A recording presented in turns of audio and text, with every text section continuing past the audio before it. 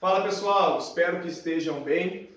Hoje a gente começa então a segunda aula de República Velha, a aula que a gente vai retratar da República Oligárquica. Os assuntos sobre essa República Oligárquica serão a política e a economia. Lembrando que é um período entre 1895 e 1930. Na aula passada, a primeira aula de República Velha, a gente trabalhou o conceito da República da Espada, 1889 e 1894, período que os militares estão no poder. Lembrando, nesse período, no início dele, militares e a nossa elite fundiária estavam juntos. Porém, os militares se mostraram muito autoritários e centralizadores e, a partir de 1894, a nossa elite fundiária ela rompe com os militares e resolve assumir o controle da República sozinha. Quando essa elite assume o controle sozinha da República Brasileira, a gente começa uma nova fase, chamando essa fase de República Oligárquica, 1894 até 1930. É o período de passagem do século XIX para o século XX. Muitas modificações na política, na economia e na sociedade brasileira.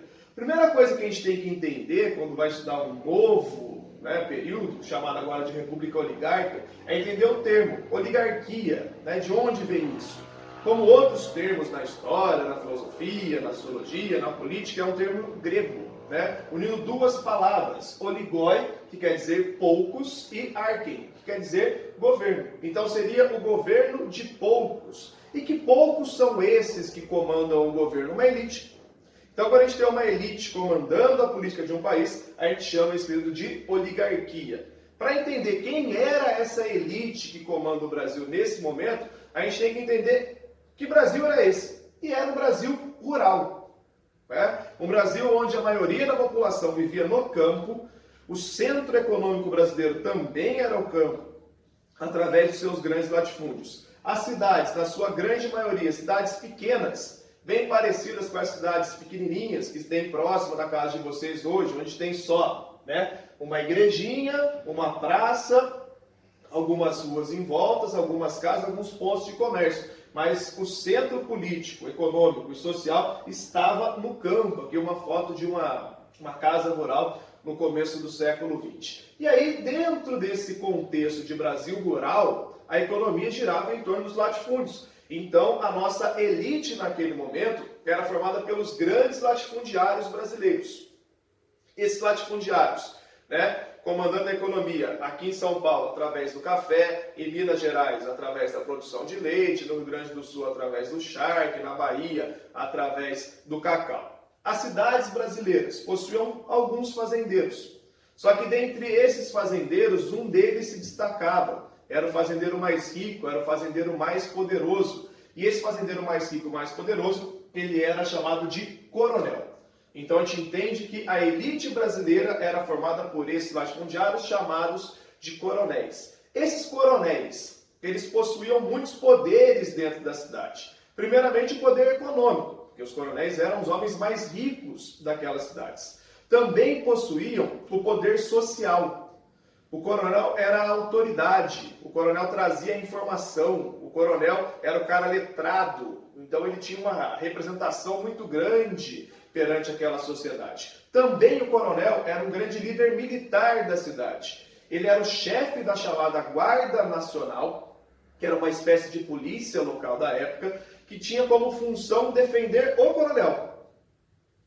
Também o coronel possuía uma milícia própria, funcionários armados, para fazer o trabalho sujo desse coronel. Eram chamados de capangas ou jagunços, então o coronel também militarmente muito forte. Além disso, o coronel também comandava a política da cidade. População brasileira naquele momento, a sua grande maioria formada por sertanejos, camponeses pobres, pessoas sem qualquer tipo de apoio do Estado, pessoas que não eram alfabetizadas, pessoas que viviam dentro do seu mundinho, ali dentro da fazenda, sempre trabalhando para um grande latifundiário. Pouquíssimos camponeses brasileiros tinham terra. É um problema que a gente vai tratar na próxima aula, quando a gente for falar dos movimentos sociais da República Oligárquica. Aqui a gente está analisando, a gente pode analisar no caso, um quadro de 1893, um pintor brasileiro chamado Almeida Júnior, que mostra um caipira picando fumo. Então, o brasileiro sempre, muito sofrido, um trabalho muito duro, muito simples, e estava totalmente dependente da figura desse coronel. As eleições, naquele momento, eram eleições muito complicadas, eram eleições fraudulentas. O coronel possuía o poder político da cidade. Vamos entender como é que isso funciona. Quem poderia votar naquele momento? Homens acima de 21 anos alfabetizados. Porém, como a gente viu aqui, a maioria da população brasileira ela não era alfabetizada. Então vem a primeira fraude aplicada por esses coronéis. Para você ser considerado alfabetizado, você deveria escrever uma carta de próprio punho, para a Justiça Eleitoral, pedindo um título eleitoral, dizendo: eu, Felipe, quero votar nas próximas eleições. Assinava, colocava a data, colocava a cidade. Porém, a população brasileira não sabia ler e escrever. Os coronéis, com seus funcionários, escreviam muitas vezes as cartas e a população mais pobre apenas passava a caneta por cima.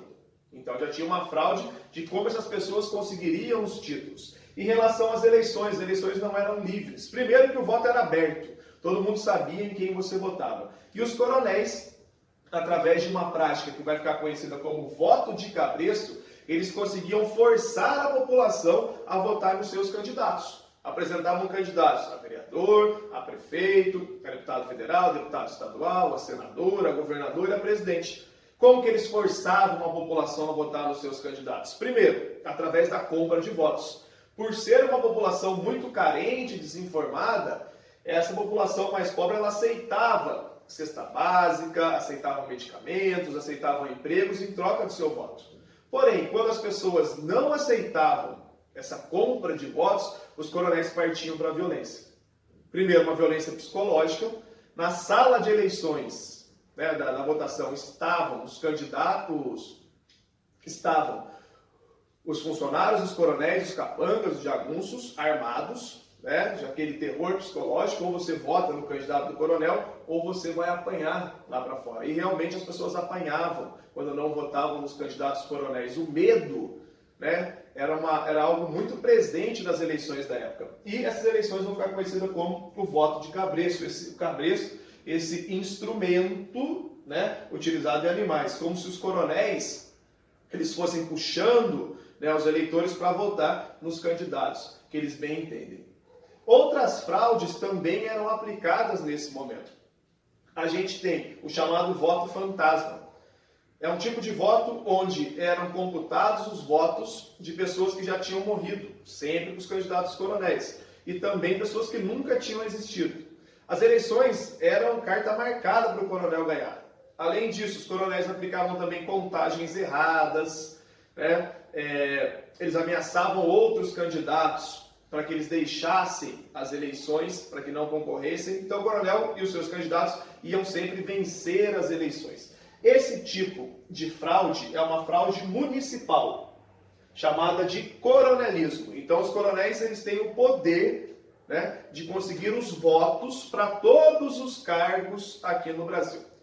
E aí a gente tem que pensar o seguinte: se uma pessoa ela quer ser eleita governadora do estado de São Paulo, governador de Minas, governador do Paraná, governador aqui no Mato Grosso, ele deve, no caso, receber o apoio dos coronéis. E como que se dá esse apoio? A pessoa que quer ser governador do estado, ela tem que oferecer verbas, dinheiro público e benefícios para esses coronéis, para que os coronéis consigam os votos para essas pessoas. Isso é chamado de política dos governadores. Então, na cidade eu tenho a fraude, a corrupção chamada de coronelismo, e no âmbito estadual a gente tem a política dos governadores, sempre nessa troca de votos por verbas. E o governador é aquele cara que tem contato com diversos coronéis. As fraudes também acontecem no governo federal, na presidência da República. Por quê? Se uma pessoa quiser ser eleita presidente do Brasil naquele momento, ela vai precisar do apoio dos coronéis de todos os estados brasileiros. E quem vai fazer esse meio de campo, essa mediação entre o coronel da cidade e o presidente da República? A figura do governador. E aí vocês já estão percebendo que essas eleições são eleições muito caras. Será que os latifundiários, os coronéis de todos os estados brasileiros, eles têm condição financeira de bancar uma eleição cara como essa? Não.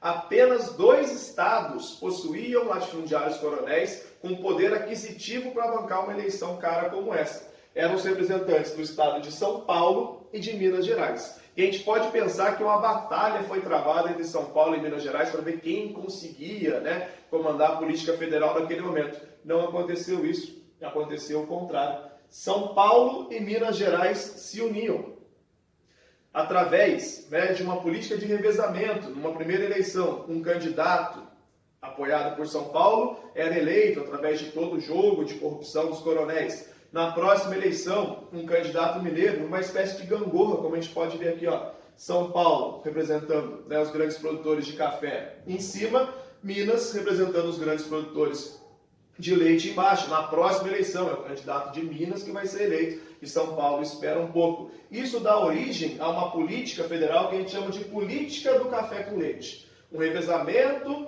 na indicação entre São Paulo e Minas Gerais para ver quem assume o controle do governo federal. É mais ou menos o que mostra essa charge. Esses homens com chapéu representam as elites, as várias elites dos estados brasileiros. Todos querem subir no topo dessa montanha para ocupar o cargo de presidente da República. Porém, como mostra a charge, só 2 conseguem ocupar: o estado de São Paulo e o estado de Minas Gerais. Muitas vezes é ensinado nas escolas esse revezamento político. É um presidente mineiro, um presidente paulista, um presidente mineiro, um presidente paulista. Olhando para essa tabela, a gente vê que não é assim. Não é um paulista mineiro, um paulista mineiro, um paulista mineiro. A gente tem que entender que dependia do acordo que eles faziam. São Paulo vai ter a vez, Minas vai ter a vez num outro momento. E nem sempre o candidato que São Paulo ou Minas vai indicar é paulista ou é mineiro. A gente tem o caso do Rio de Janeiro, a gente tem o caso do presidente do Rio Grande do Sul, da Paraíba. Certo? Se tratando agora de economia desse período, a gente tem que entender o seguinte: como os coronéis latifundiários comandavam a política, obviamente que eles também vão comandar a economia do Brasil. O Brasil mantém a sua tradição, desde a época colonial, de ser um país agroexportador. Então, o centro econômico brasileiro continuava sendo o latifúndio. E como funcionava a questão da mão de obra no Brasil? Os grandes latifundiários exploravam a mão de obra dos camponeses. Isso vai gerar uma série de problemas sociais que a gente vai explorar na próxima aula, quando a gente for falar dos movimentos sociais da República Velha. O principal produto do Brasil, como a gente pode ver nessa tabela, ainda era o café. O café representava mais de 50%, muitas vezes, das exportações brasileiras. E a gente tem que entender que esses latifundiários, eles utilizavam o Estado brasileiro para fins particulares, para fins privados. Sempre que a produção, a venda, a exportação, dava algum problema, algum prejuízo, era o Estado brasileiro que socorria. O principal exemplo disso aconteceu em 1906, num evento conhecido como o Convênio de Taubaté. O que aconteceu nesse período? Os produtores de café brasileiro, somente aqui do estado de São Paulo, eles produziram, no caso, mais café do que o mercado conseguia comprar. Pela regra do livre mercado, a gente tem uma queda no preço do café, causando o prejuízo para esses produtores. Eles vão recorrer ao Estado.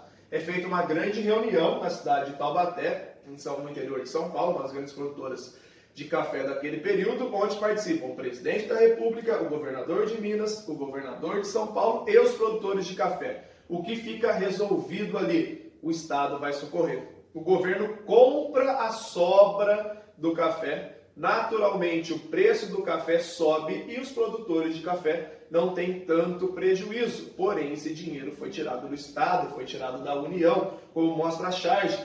Produtores de café e políticos retirando para eles o Estado para socorrer o café, enquanto o povo brasileiro fica sem entender o que estava acontecendo. Isso a gente chama de socialização das perdas. Todo mundo perdeu. Mas será que todo mundo ganhava quando os produtores de café lucravam? Isso não acontecia. Outro produto muito importante para o Brasil nesse momento é a borracha. A gente vê que em alguns momentos a borracha chega a atingir 20, 25% do total de exportações aqui no Brasil. E a gente tem o ciclo da borracha na região amazônica. Borracha, naquele momento, produzida através do látex, um líquido retirado na seringueira. A região amazônica, naquele momento, muito rica em seringueiras. Então, a gente tem um esplendor da produção de borracha na virada do século XIX para o século XX. E por que essa explosão no consumo de borracha, principalmente na Europa? Por conta da segunda Revolução Industrial. Então, a segunda Revolução Industrial, ela traz como um dos seus principais inventos o carro, e o carro precisava, né, da borracha brasileira para ser produzido. A gente tem nesse esplendor, né, da produção da borracha na Amazônia também um novo momento cultural naquele local. A gente tem a chamada Belle Époque amazonense. Belle Époque, né, um momento de glamour, de consumo da burguesia europeia, chega até a cidade, por exemplo, de Manaus, cidade de Belém, no Pará, e a gente tem grandes construções como o Teatro Municipal de Manaus, o Teatro Municipal da Amazonas. A gente tem naquele período, né, um auge, só que esse auge não é tão longo, são 2, 3 décadas. Acaba ali por volta de 1910, 1912, quando os nossos principais compradores da borracha, que eram os ingleses, eles começam a pegar as mudas das seringueiras brasileiras e plantam essas mudas na Índia. Quando essas árvores elas crescem e começam a produzir o látex, eles param de comprar esse látex brasileiro, essa borracha brasileira, e a economia da borracha ela entra em crise. Olha aqui a queda da borracha a partir, né, de 1910, 1911, e a borracha brasileira nunca mais, né, se torna a mesma mais para frente. Outro evento que a gente tem que entender da economia do Brasil durante esse período é o chamado surto industrial. Ele acontece durante a Primeira Guerra Mundial. O Brasil era um grande importador de produtos industrializados, vindos principalmente da Europa e dos Estados Unidos. Durante a época da Primeira Guerra Mundial, esses produtos deixam de vir, eles estão em falta. Então acontece o primeiro surto industrial aqui no Brasil, que é um crescimento rápido, também uma queda bem rápida, só durante a época da Primeira Guerra Mundial. Alguns fazendeiros brasileiros percebem a oportunidade de mercado e eles começam a aplicar a chamada substituição de importações. Produzir aqui no Brasil o que antes era produzido na Europa. Então a gente tem nas principais cidades brasileiras, São Paulo, Rio de Janeiro, Belo Horizonte, Salvador, Porto Alegre, a construção de algumas indústrias, como essa indústria aqui na cidade de São José dos Campos, chamada de tecelagem Paraíba, e essas indústrias elas começam a requerer mais mão de obra. Então um processo de urbanização, né, começa a acelerar aqui também no Brasil. Só que é um período muito curto. Após a guerra, as indústrias voltam a produzir e o Brasil tem uma queda, né, na produção industrial. Gente, sobre política e economia da República Oligárquica é isso. A próxima aula a gente vai tratar sobre os movimentos sociais desse mesmo período. Então, até mais, valeu pela atenção.